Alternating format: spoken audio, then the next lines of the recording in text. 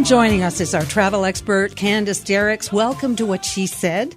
And you're going to tempt us all with ideas about summer camp by the sea, sharing some great destinations that offer camp-like experiences for the family in the Caribbean or Mexico or wherever. Absolutely. That's pretty cool.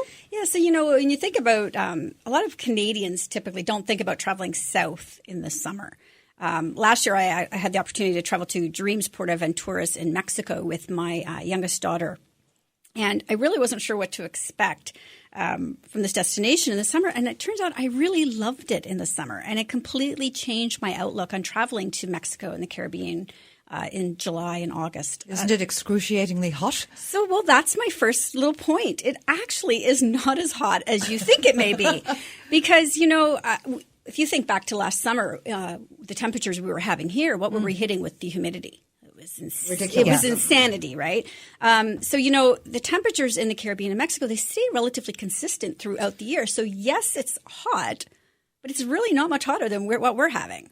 And so when you think about it, where would you rather be, in the city or sitting with the breeze of the Caribbean floating over you? Gee, that's a tough one. That's a tough call. Yeah. Yeah. So it's really the heat is really not. I think people think it's going to be, well, if it's hot in December, it's going to be crazy. It's really not. It's quite consistent throughout the summer. And then the one thing is I always say this: the summer cottage is not all it's cracked up to be. I'm not slamming the great Canadian tradition of heading to the cottage. It's a lot of fun for a lot of people, but it's not for everybody. And for some people, it just turns out to be a lot of work. By the time you rent a cottage, buy all the gear and the food you need, then you get there, you cook every meal, you clean it up, then you have to clean the cottage before you leave. That's why I visit people who have cottages. I don't have one. So you think about all that, right? And then you think, an all-inclusive is sounding pretty nice right now. And it comes in sometimes often at around the same cost. So that's, Is there a big difference in prices of all-inclusives in the summer months and you can winter certainly find deals when you're looking. But you have to remember, too, that in the summer, for people in South America, they are switching to it's their winter. So they're traveling. So it's not quiet. It's not a quiet time to go. When we were at Dreams, I was quite amazed by how busy it was.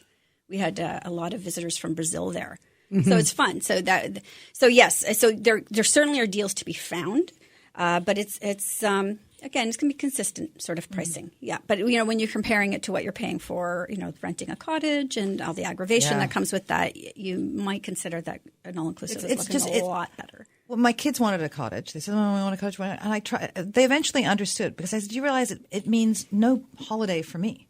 Right. And if you want to help me change all the cheese, do all the cooking, maintain the cottage, open it up, close it up, so eventually. Well, everybody loves the cottage as an idea. The idea is wonderful, isn't it? The Canadian, especially in the middle of January. But the other thing is when people say, "Oh, we should go here and we'll just rent a house." Yeah. And my sisters and I look at one another and say, "Oh, that's that cooking for 17. That sounds like just a blast." So Peachy fun. keen. Yeah.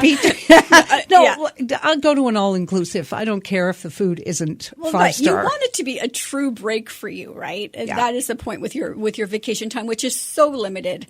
You want to make sure that you're getting, as much out of it as well. Not everybody else, just, the whole family. Then I would talk about, when we were talking about the summer camp by the sea, you send the kids to camp. Well, parents can get that camp experience too. One of the resorts we visited last year was the Jewel Runaway Bay Beach and Golf Resort in Jamaica. And they offer a nightly bonfire for kids. In addition to archery, horseback riding, tennis, golf, laser tag. It is the full package. They also have a wicked water park to play in, which is great for the whole family. Spa? And the so smile the adults, on Candace's face. I don't know whether it was bigger for spa or water park. I love them both. But so when now I'm thinking an adult camp-like experience, you can get a massage on the beach there, not to mention, reading under an umbrella, floating in the ocean, and then you get to do all these really fun things with your kids too, creating sort of these lasting memories. And I really think, have you got their number? Because I really think The Jewel should go live from The Jewel. I'm telling you that there's 2 jewel resorts now. The last thing I'm going to tell you is, the cultural experience doesn't disappear in the summer. Many of the countries in the tropical south offer rich cultural experiences, such as Mexico, which has the Mayan culture and incredible archaeological sites. Cuba is rich in history and cultural experiences as well. And, when you're taking the kids out of school, I like to call this stealth learning. They're not really aware that they're picking up all this great information. I love in Cuba, I love the car museum. Yes. And the silver museum and just walking through the palace and seeing where Castro lived. But that car museum, all those cars that he had, it's just amazing. Unbelievable. It's amazing. Yeah. So for a lot of these great resorts, I would check out sunwing.ca. They have a lot of great resorts to look at for this summer. Thanks so much, Thank Candace. you. And we will look forward to chatting with you in a few weeks. I'll be back.